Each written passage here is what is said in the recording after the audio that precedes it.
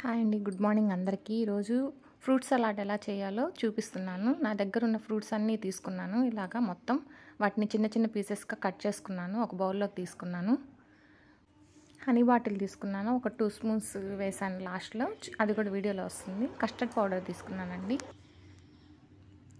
Milk తీసుకొని కాయాలి బాగా.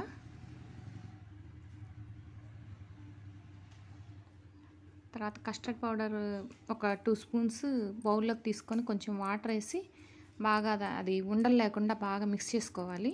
ఇదిగోండి వీడియోలో చూపిస్తున్నట్టు కొంచెం వాటర్ అయితే సరిపోద్ది, మరి పలచగా కలపకూడదు. కొంచెం పోసానండి, బాగా కలిపేసాను దాన్ని.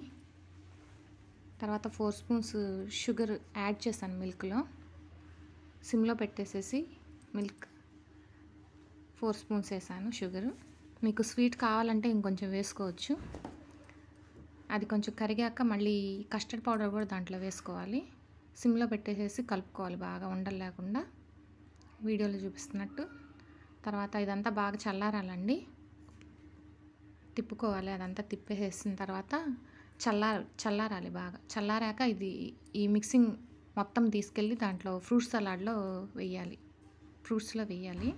వేసేసి మిక్స్ చేయాలి, ఉండలు లేకుండా చూసుకోవాలండి. తర్వాత ఫ్రిడ్జ్లో పెట్టుకొని తీసుకొని తింటామే బౌల్స్లో వేసుకొని.